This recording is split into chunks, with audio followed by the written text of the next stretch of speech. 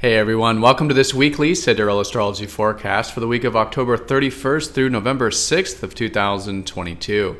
All right, so this week we have a lot of sign changes. We have all but Mars changing sign in terms of the fast-moving planets. They're all going to be going from more improvement-oriented Virgo going into more balancing Libra. So definitely a shift here. The sun will be shifting, which is a shift of focus.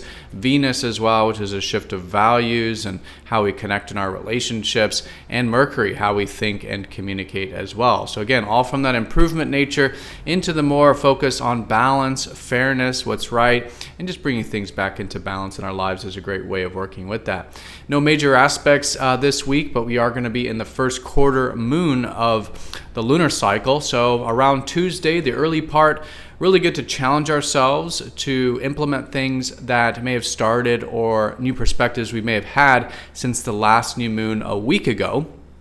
And we could come to some of those challenges here, but again, good to challenge ourselves to integrate in this phase of the cycle. As a lot of these planets are going into Libra, they're going to pass over the south node, so there could be some karmic stuff to be resolved this week as well. And at the end of the week, Venus will be opposite Uranus, so maybe some new things to shift with in regards to what we value and those relationships as well. All right, so let's go and take a look at all of this here in more detail when we return.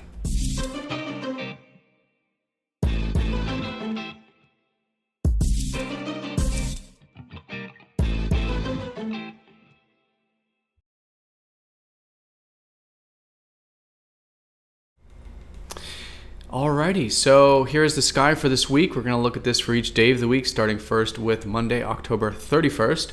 And as you can see here, we are using the visible sky on this channel, which is very different from mainstream astrology, which unfortunately does not use the visible sky. They use an even 30 degrees for all the constellations. And so if you are new to this channel, definitely check out the link down below for more information, because the signs do change between true sidereal and other mainstream forms of astrology, including other sidereal type systems.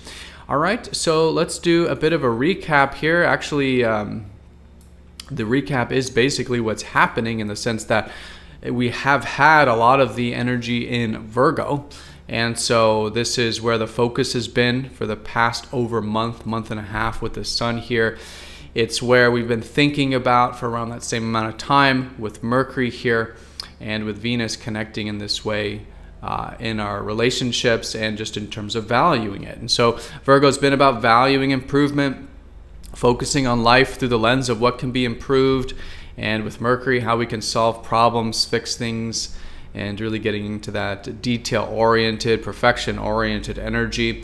And so it is, of course, still good to do this even through this lunar month, because we did have the new moon start again here in Virgo, the new moon we had a week ago. So that is carrying the energy for the lunar month, but there will certainly be a shift here this week as these planets do start to change sign here. So Venus will be the first one to enter Libra around Wednesday, then the sun around Saturday, and then finishing up with Mercury around Sunday here. Okay, but Mars is of course now retrograde, and so he's going to be in Taurus for quite the amount of time till early next year. And so it's going to be a lot of time here to re-examine Mars related things.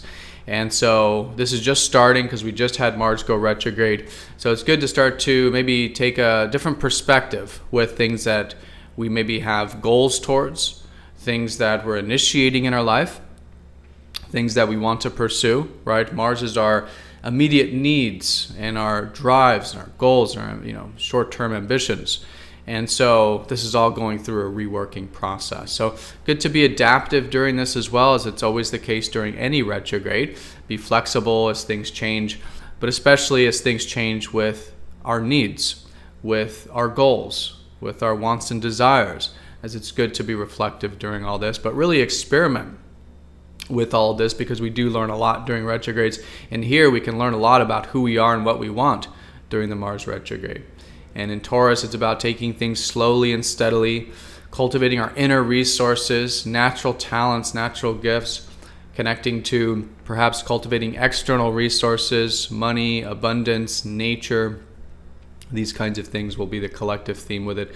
But of course, you can always check to see where Mars is in your chart, or where this rather later part of Taurus is in your chart, and you can see exactly which area this is affecting for you. There is a birth chart calculator down below on the website masteringthezodiac.com.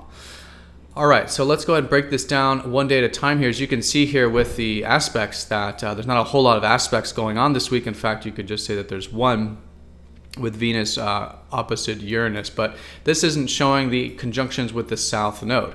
Okay, so as you can see here, the South Node has been transiting Libra.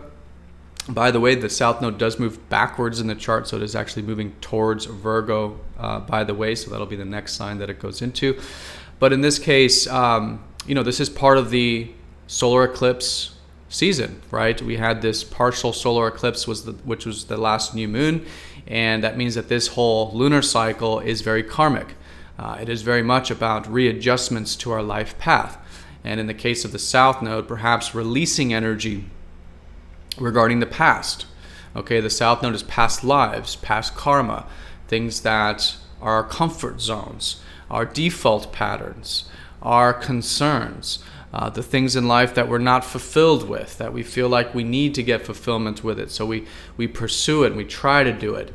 But the South Node is the yin energy, right? It's this sort of, in a sense, the void of the more that we try to do with it in terms of the ego, the yang, the more it draws energy out, and it can get blocked, and it can, make us, repeat patterns. So South Node is very spiritual. It's really where we want to implement more of an Eastern philosophy sort of approach, kind of like a Buddhic type of approach, which is to do our best to release, make peace with, and accept whatever does come up during heavy South Node times. Okay, so first off, it's going to be Venus going over here on Wednesday. Okay, then it's going to be the Sun it's going to be Venus around Wednesday, Thursday. Okay, over the South Node. Then it's going to be the Sun around Saturday, Sunday, and then it's going to be Mercury Sunday and into Monday of next week. Okay, so it is that kind of later part there. But let's first take a look at the Monday, Tuesday time, because these will be playing a role with the Moon, since there's no major aspects here, and so the Moon's sign placement will play a stronger role. All right, so Monday is the Moon shifting from Sagittarius into Capricorn. And so this is coming out of a weekend where maybe it was more about that free-spirited energy, how we can expand our horizons and cultivate a bit of that open mind, okay? And so that's still good, the early part of the day on Monday. But as the day unfolds, depending on your time zone, there will be more and more Capricorn energy. And so this is going to be setting the stage for all day Tuesday and that early part of Wednesday as well, as the Moon will be finishing Capricorn there. So Capricorn's all about patience, discipline, perseverance, especially with Saturn here as well, adding to that energy, and the Moon passing over Saturn on Tuesday. But more on the grounding side of things this early few days of the week. How can we think long-term with our goals? Again, persevere a bit, be patient. Anything that does require patience or discipline or responsibility could be very constructive during this time of the lunar month. Now, this is, of course, where the square is happening between the Sun and Moon, the first quarter moon. So this is where we are being challenged collectively, okay? And so here's how can we challenge ourselves to incorporate some of that discipline and responsibility and all of that type of energy, okay? And it is the later part of Virgo, which is more, it's still an earth sign. So because Virgo is such a large constellation, the later part of Virgo is more compatible, a little bit easier to work with squares with, because it's dealing with a fellow earth sign of Capricorn. So a lot of earth energy, early part of the week, good for, again, structures, systems, building, in the case of bringing in some of that Virgo, some of that improvement, refinement, but towards some of those long-term goals, with Capricorn, or things we know will take time. That won't be immediate, but more long-term. And that's great, of course, because again, that Mars is retrograde. So that's kind of the good approach to be taking with Mars and Taurus as well, another earth sign in the process. All right, so that is these first few days here. So let's talk about the real conjunctions with the South Node.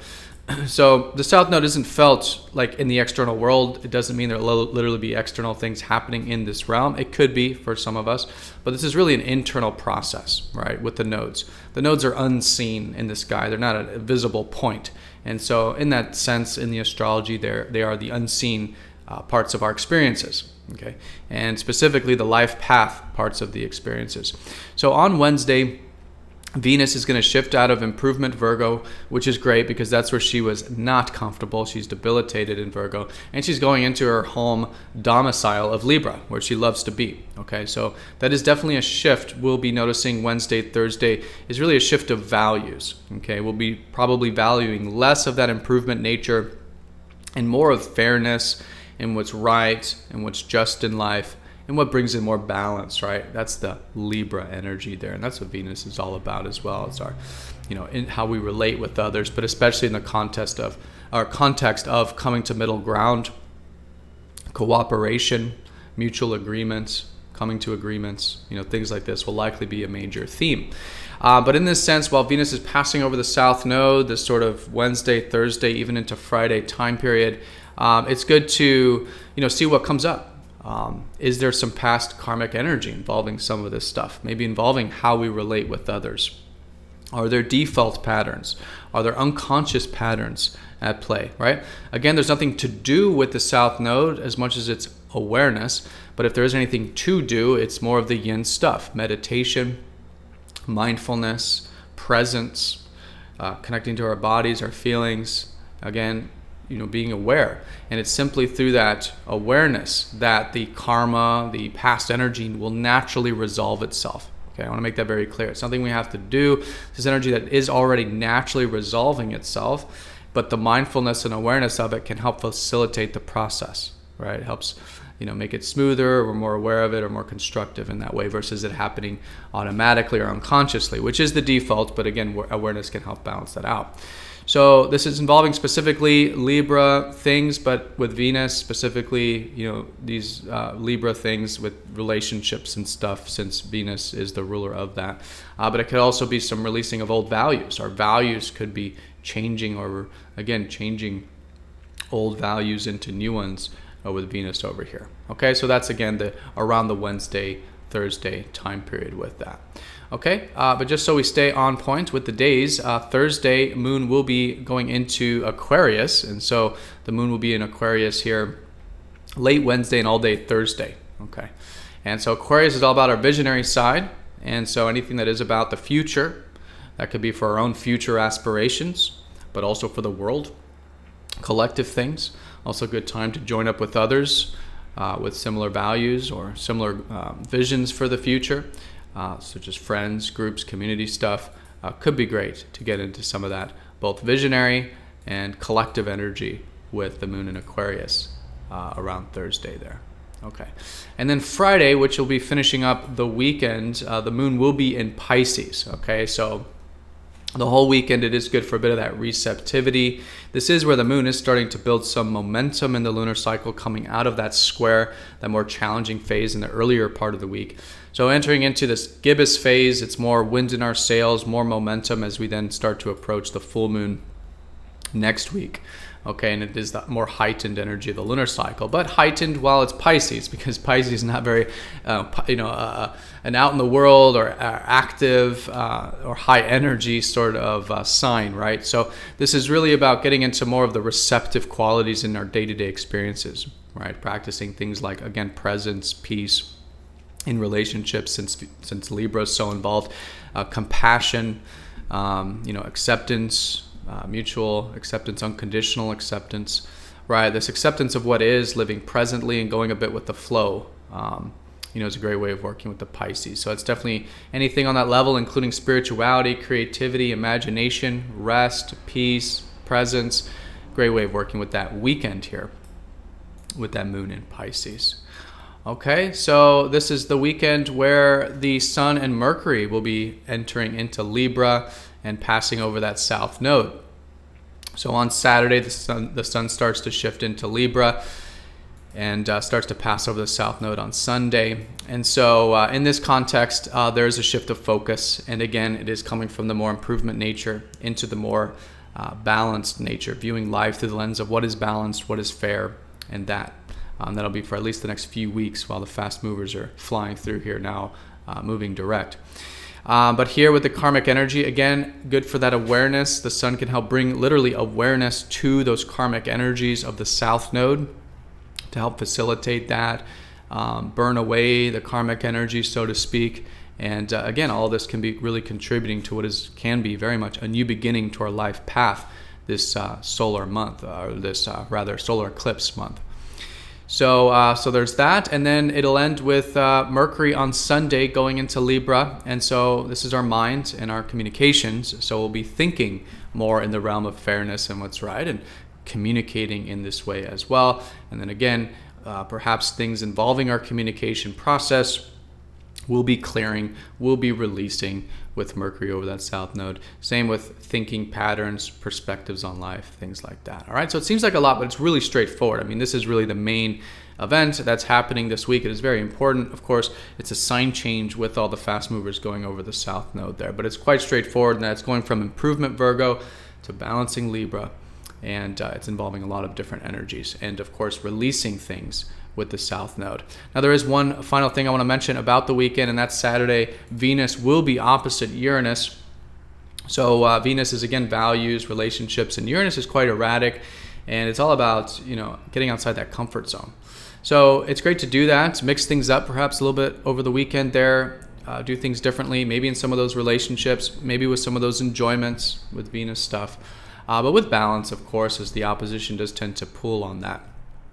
And it could be relational related specifically because it's an opposition, and that could mean someone from our external, someone else outside of our own skin, an external event or person that's coming to shake things up a little bit. But again, it's good.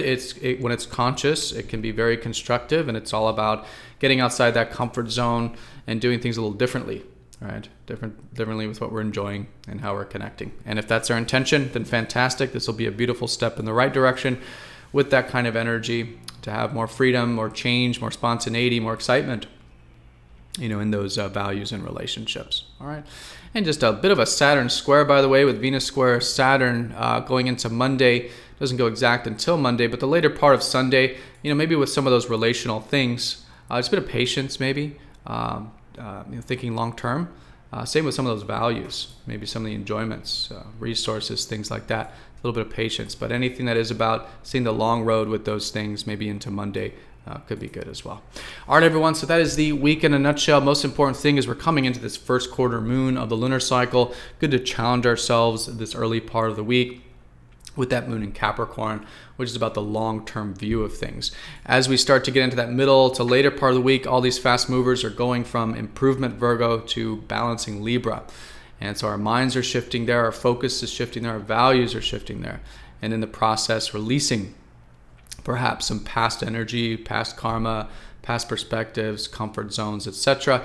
And just being mindful and aware of that helps facilitate the process as new things will emerge. New values will emerge, a new us will emerge, a new perspective on life will emerge as well with those planets over the south node. And just a little bit of spontaneity or change over the weekend is good, with a bit of that receptive nature with the moon in Pisces, a little bit of that, connecting to our soul, maybe living a little presently, going with the flow a little bit.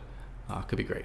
All right, so everyone have a fantastic week. Thank you so much for watching. Be sure to click the like button if you're watching this on YouTube. And if you're not yet signed up for MTZ Insiders, it is a free newsletter where you do get these videos released first before YouTube. There's a link down below to sign up for that. But again, have a great one, and I'll see you all next time for the next astrology forecast. Take care.